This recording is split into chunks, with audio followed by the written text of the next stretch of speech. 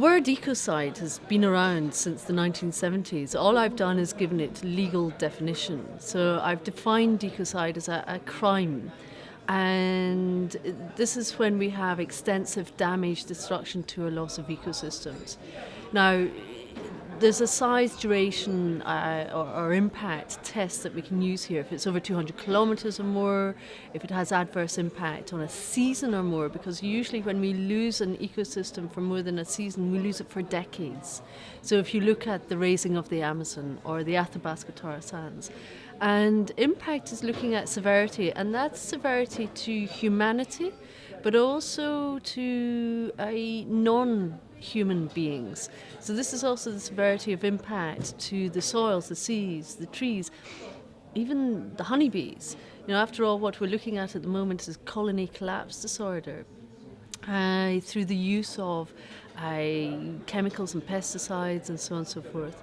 So in a way, what a law of ecocide is doing, it's putting people and planet first at the heart of it.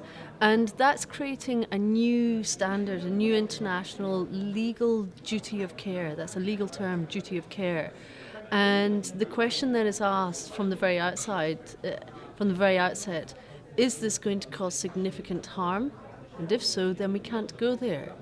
So that becomes the overriding determinant, and that's very important when we look at corporate activity. Because at the moment, it is the legal duty of a CEO and directors to put the interests of their shareholders first, which means to put profit first. So this is a huge problem that we have, because what's really happened here is that we haven't looked at the consequences. And in fact, we've become kind of numbed to the consequences. Here we are with enormous problems on our hands: biodiversity loss, climate change, mass desecration of land, and pollution of our seas, of our atmosphere. A lot of that stems from corporate activity. And this is really when we seem to have ended up with the scales of justice severely out of kilter here. And for me, this is the difference between deep care.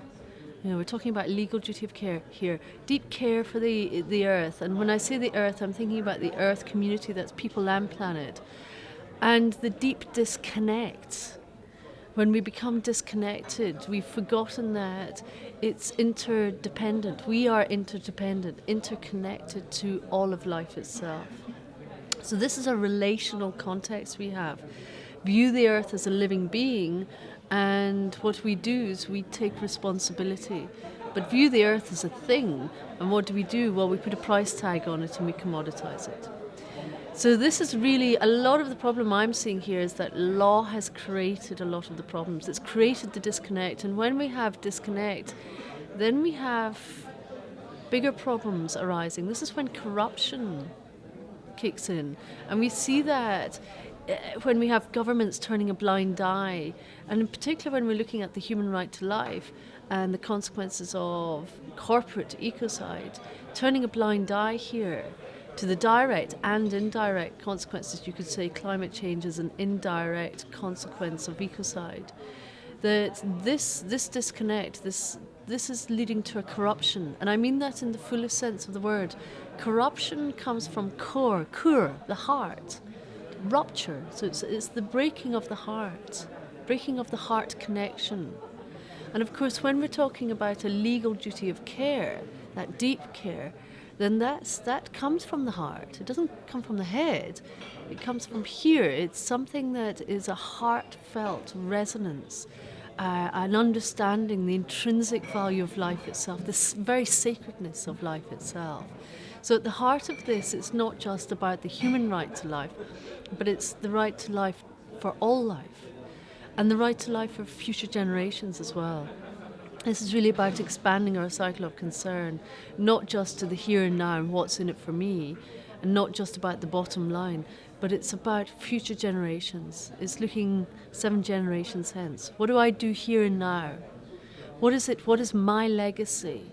What can I put in place here and now that can create a more beautiful world that our hearts knows is possible for future generations?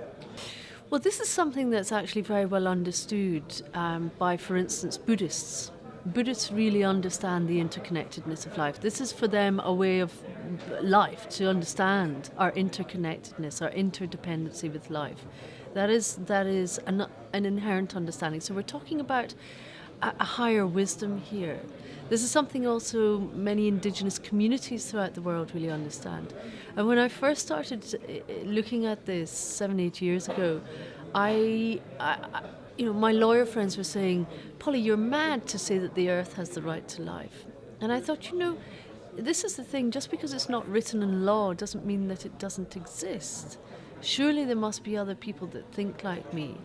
And this is when I discovered that there are 380 million Buddhists in the world who think this is, normal. 370 million people who are termed indigenous who say, the earth has the right to life. Absolutely, we get that. And so understand it in a relational context. And I realised that's 750 million, that's the size of Europe, who gets this. Maybe it's us in the so-called developed world that have become so disconnected from this wisdom that we are the ones that are having to play catch up here. This is about tapping back into a kind of ancient understanding and truth. And it's also something that transcends religions. If we look back into all religions, we'll see that there is a common understanding to first do no harm, an overriding principle of first do no harm.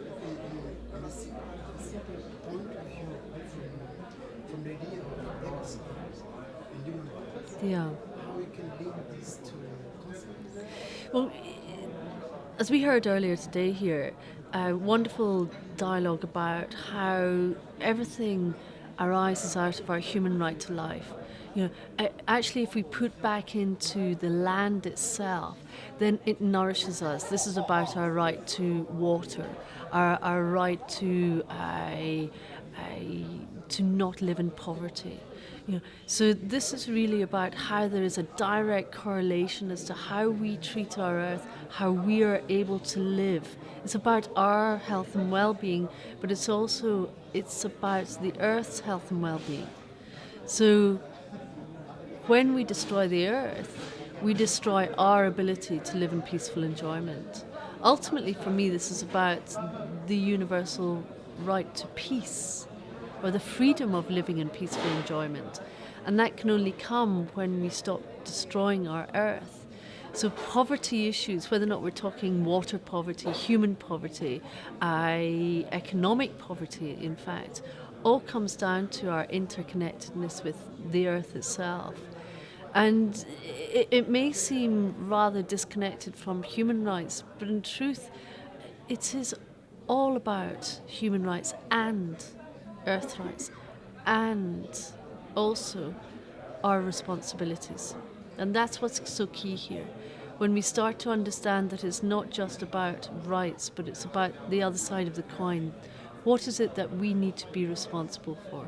So our human right to life is governed on a one-to-one by the crime of homicide or murder. And if it's you and your community that are killed, then it's genocide. And so too, if we look at the wider earth community, then that's governed by a crime of ecocide. This is really about putting people and planet first, but the two together, not distinct, not separate, conjunctive rather than disjunctive.